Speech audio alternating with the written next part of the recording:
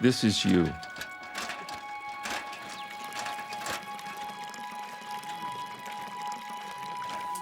You're an average Ethiopian farmer.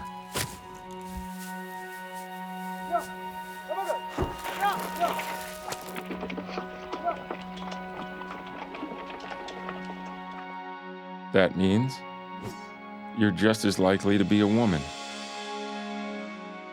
You have 6 children and 8 other relatives living on your land. Your farm is less than 1 hectare in size. Most years, you barely grow enough to feed your family. When the droughts come, you may not.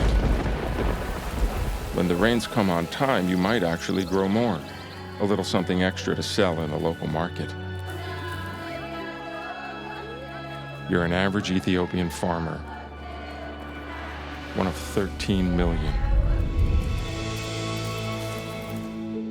Ethiopia's 13 million smallholder farmers make up more than 90% of the country's agriculture sector, a sector that accounts for almost 45% of the Ethiopian economy, an economy that has grown by an average of nearly 11% per year since 2004, one of the highest rates in the world, helping poverty levels to drop from over 55% of the population down to almost 29%.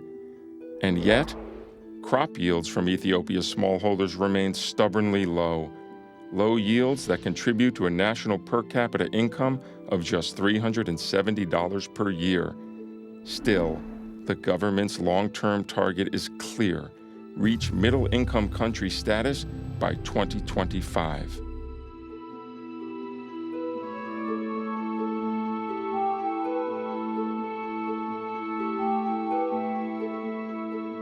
It started with a meeting between Melinda Gates and the late Prime Minister Meles, when he asked if the foundation could come in and take an objective look at the agricultural system. In that process, I think they have come to see best practices in Taiwan, Malaysia, and also in Korea, who have made the transformation possible in agricultural sector.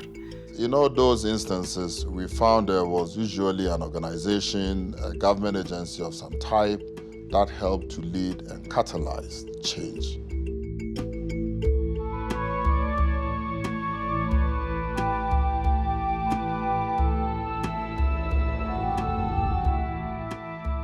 What is the ATA? It's a whole new, innovative kind of government organization, exclusively focused on smallholder farmers. One that reports to a transformation council chaired by the Prime Minister himself.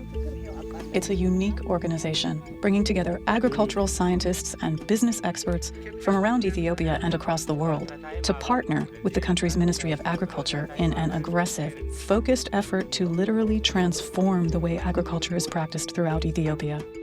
And their intention is to institutionalize and build on the government's recent agricultural progress and achieve significant, measurable results and impact within just an initial 5-year time frame.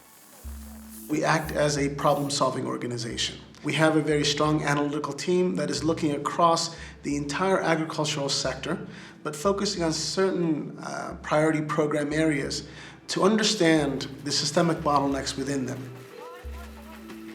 The programs that the ATA and the Ministry of Agriculture are undertaking fall into 3 main areas: overhauling basic agricultural systems like seeds, soils, and research and extension, increasing smallholder farmer productivity and production in key crop value chains such as teff, wheat, maize, and barley, and special cross-cutting initiatives including gender equality, environmental sustainability, and access to new technologies. At the same time, the ATA is working with the Ministry of Agriculture, Ethiopia's regional agriculture bureaus, and other partners to integrate the solutions identified in these program areas, helping to implement a series of closely linked interventions within targeted, high-potential geographies around the country. ATA has a big potential to actually change the smallholder farmers' life, increase their incomes, and increase their productivity. The first thing that we do within the ATA is to sit with stakeholders and identify the bottlenecks that are constraining development. And once those problems are identified, again, in collaboration with the stakeholders, we identify the solutions. In partnership with the Ministry of Agriculture, One of the ATA's earliest flagship programs has already started to show results, focusing on teff, a unique grain indigenous to Ethiopia and a fundamental part of the national diet and culture. Teff is considered one of the oldest crops in Ethiopia. We consider it to be as old as the Ethiopians themselves because we don't even know when it was domesticated, maybe 5,000 to 8,000 years ago. For thousands of years, Ethiopia's teff farmers have simply scattered their seed by hand. But last year, working with the country's agricultural extension system, the ATA's teff team and the Debrecen Research Center began introducing a host of more modern agronomic practices to Ethiopia's teff farmers. Planting in rows instead of broadcasting, reducing the seed rate, placing the seed in the soil, not on the soil, and placing the fertilizer below the seed. With these simple techniques, Ethiopian farmers have been able to at least double their productivity. In addition to strengthening agronomic practices throughout the country, the ATA and Ministry of Agriculture are simultaneously working to connect smallholder farmers to commercial buyers, paving the way for them to take a step forward from mere subsistence farming to real economic growth and prosperity. The United Nations WFP project is a great example. The World Food Programme helps feed millions of people across the world, including here in Ethiopia. However, much of the food they supply is either imported or sourced from commercial traders, primarily because of economic necessity. But if we could find a way to change those economics, to strengthen the cooperatives so that they could compete with traders, then the benefits of the food program would increase exponentially. The ATA is trying, along with WFP, bringing all these pieces together so that the smallholder farmers can have access to seeds, to fertilizer, to loan. Instead of just helping the hungry, you are creating a new market for struggling local farmers, which in turn helps to stimulate the entire economy.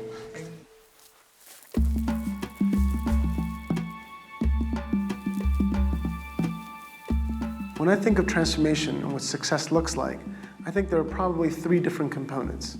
First is that all of Ethiopia's 13 million smallholder farmers are growing sufficient amounts of healthy and nutritious foods that will feed their families. There is a clear hope in the future that our smallholder farmers will be transformed and will be commercialized, and the agriculture sector will be modernized. Second, that these rural communities afford these farmers and their families opportunities for economic gain and employment beyond smallholder farming. We have already started, and so far we have progressed a lot. And finally, that we're able to change the perception of Ethiopia around the world from one that in the past has been dominated by poverty, by drought, by famine, to one that more closely resembles the image of India, of China, and Brazil today. Our contribution, if at all, will be more on trying to build capacities, on trying to make sure that whatever others do, they do it in a way that is sustainable, in a way that they can continue doing themselves. I think the future of what that institution is doing is very bright. I mean, if you extrapolate, the brilliant results that have been achieved in the past 2 years or so into the future, I'm very optimistic.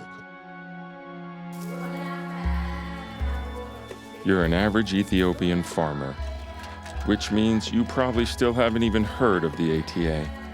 In fact, you may never really know much about all of the work that the ATA, the Ministry of Agriculture, and their partners are doing. But in the years to come, if all goes right, you and your children, your family, you'll feel it.